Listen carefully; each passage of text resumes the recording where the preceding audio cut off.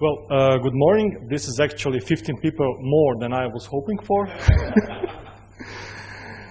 Anyway, like my chair said, I'm a research assistant at the Department of Geoinformation Science at Faculty of Geodesy, University of Zagreb. You can find me at email and Jabber on this address. Also, I'm available, or you can find me on Twitter at Odobas.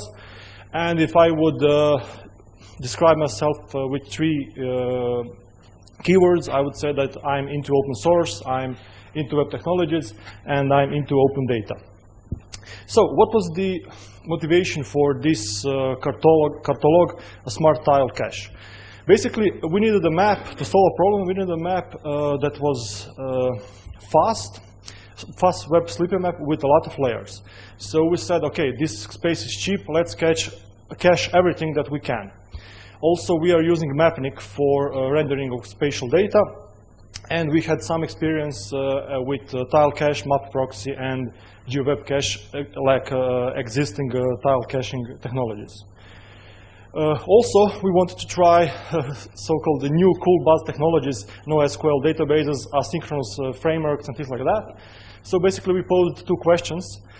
Can we actually use NoSQL databases to store tiles and its metadata? And what are the benefits of storing more metadata with the tiles? So does it help us to ease the management of the tiles and things like that? So the basic recipe was to use some Mapnik, some Tornado, some MongoDB, 2 large tablespoons of Python dried tears, and 4 Python eggs, mix it in a large bowl, and cook it for about 2 weeks. So everybody knows about Mapnik. I will not say anything more because, well, it's used by OSM, it has Python bindings, it's C++ mapping toolkit that's based on Boost libraries and things like that. So what is Tornado? Has anybody heard about Tornado? 1, 2, oh, good. So it is a non-blocking asynchronous web server written in Python. By non-blocking asynchronous, it means it can handle a large number of connections. It says it is basically, it can handle 10,000 connections per second. It was designed to do that.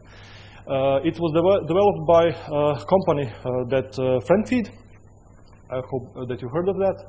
And current version is 2.0, and it's under Apache public license too. So basically, it uses frameworks ePool and KQ, event notification system, that actually listens to events for when a client connects to the server and how to respond to that. And it has some limited VCGI support. Basically, if you use VCGI technology, the asynchronous framework is not supported. It has built-in features like templating, simple templating, and well, that's mostly, it is a small framework, so you need to build upon it to create something. MongoDB is a document-oriented database or storage. It is part of the whole NoSQL movement.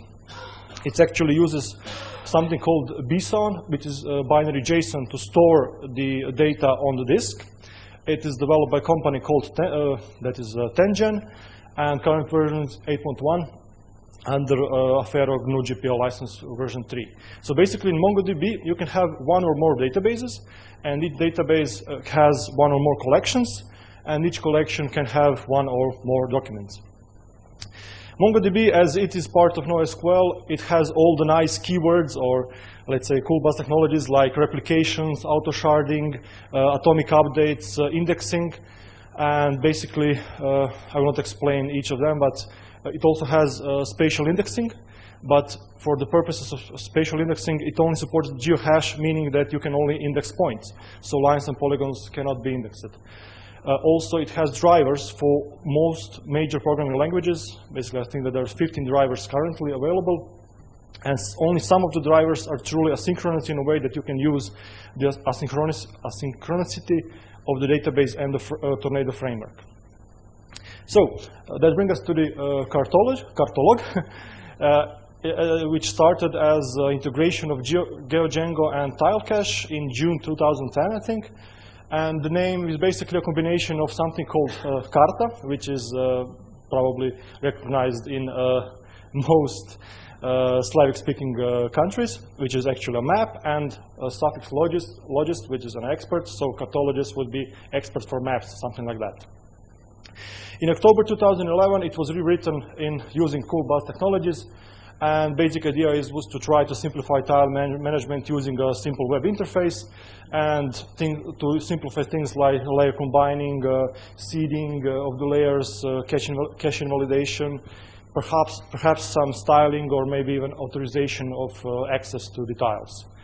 So basically, the Kartolog internals look like you have to define a projection, which is actually a tile grid, which is defined by extent, by max resolution, and scale factor.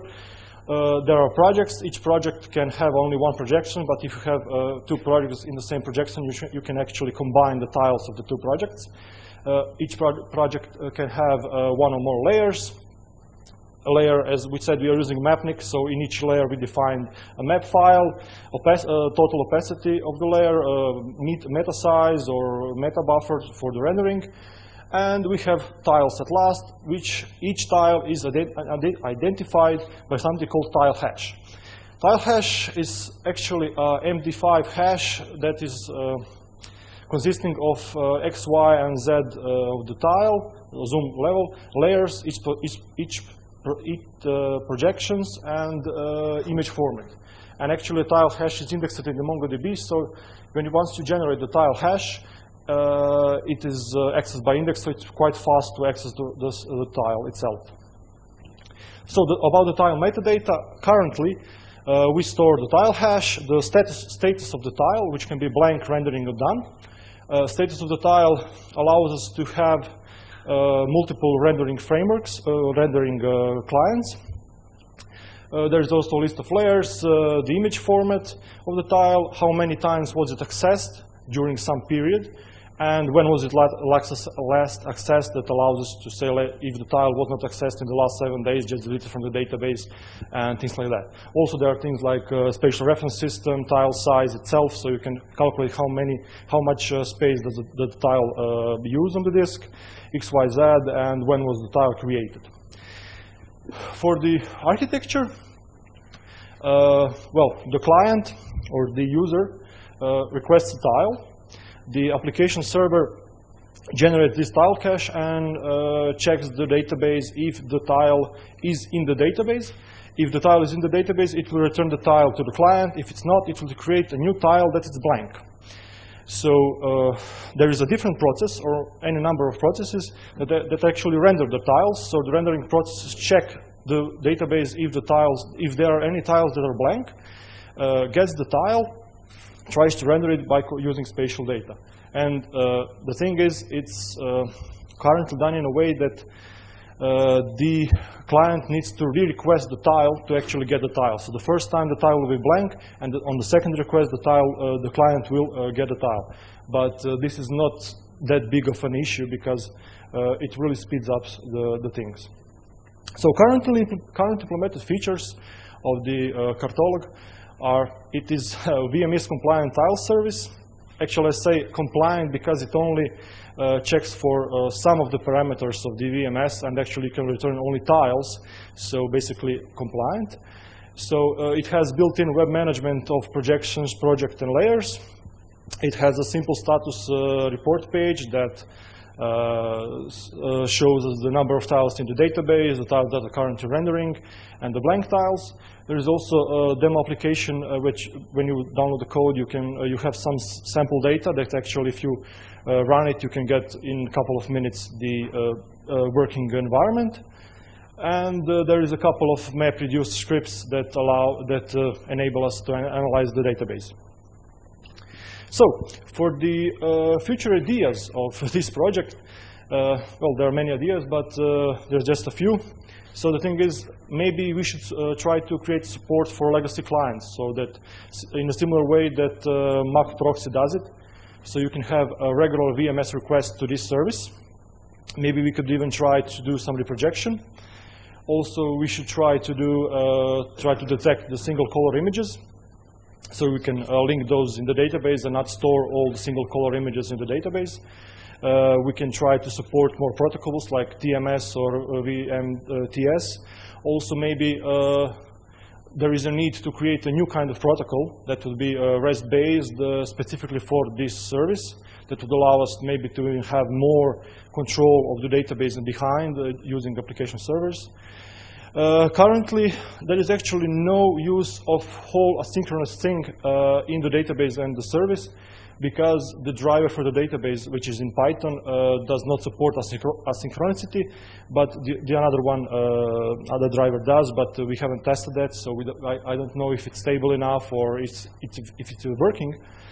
But basically, it would allow us for the client to have even more connections, concurrent connections, and the client would not have to change that much, and it would wait for the tile to be rendered and return the tile when it was rendered and things like that. Also, we should prepare some statistic scripts and visualization, because the database allows us to create live-based visualization of things when the users try to access some parts of the map, which parts were currently visualized or accessed. Create better tools for management, seeding, and invalidation of tiles, because actually now there is no seeding support, and if you try to invalidate the tiles, you have to do it by hand. MongoDB has something called GridFS.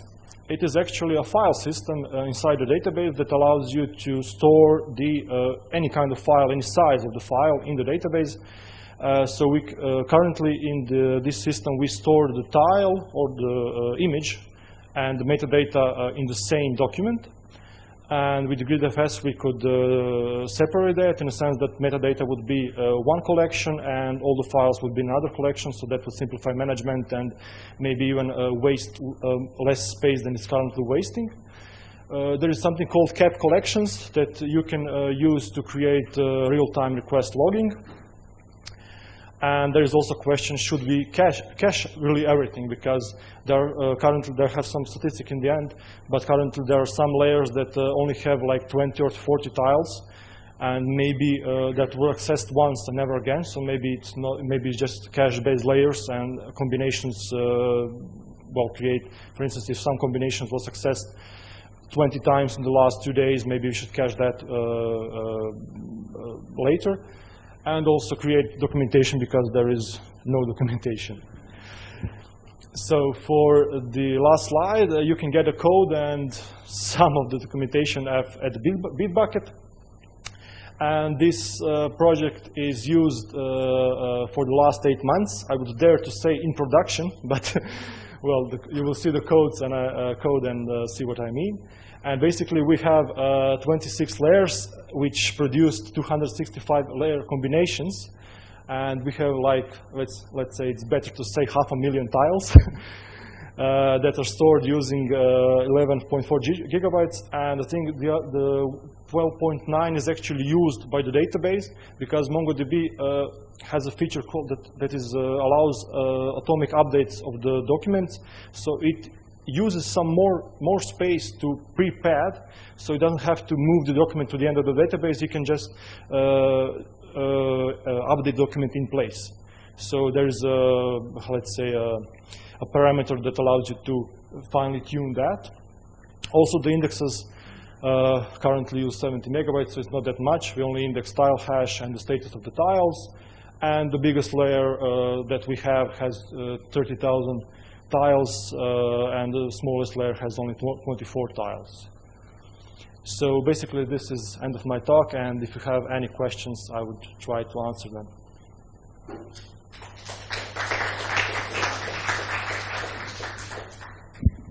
Just for the record, if you have any questions, please raise your hand and I'll come with a microphone to you, that the question is recorded.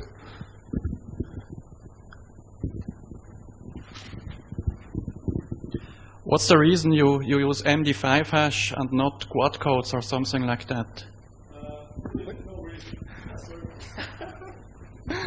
Really, no any reason.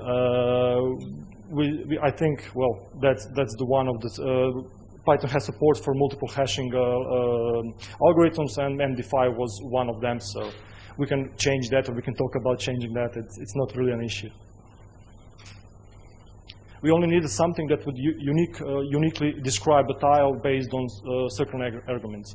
About that Kartolog protocol that I was talking about, we could actually create this creation of tile hash in the client itself, so it could directly access the tiles.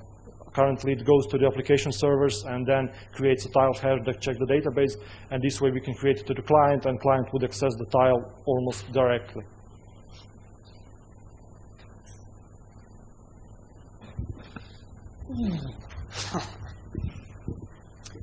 Hey, I know disk space is cheap, but I was wondering whether you thought about deduplicating tiles. For example, tiles on an ocean are usually pretty blank. Have you spent some work on that at all? Well, it is one of the ideas to link the tiles with the same color. Tiles from the ocean, blank tiles, tiles that have no data. It's actually quite simple to do, but we had no time to do it. The project was done in 2 weeks, and it's used in production for 8 months. So I can actually show the example if we have time, and the internet connection. It's not that hard to do. Well, you still have 2 minutes. I still have 2 minutes.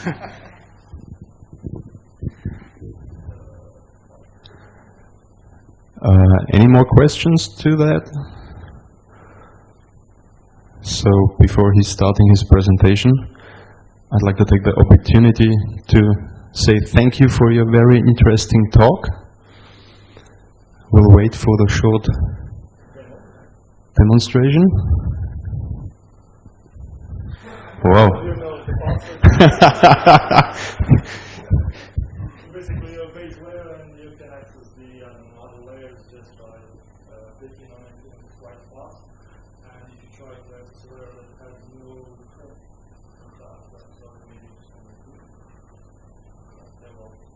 without rendering it, if you try to access it again, it will be rendered. Oh, sorry. I hope that you heard me. So it's quite fast, and it actually renders on the backend right now, and it works fast. Well, thank you. Thank you for your talk.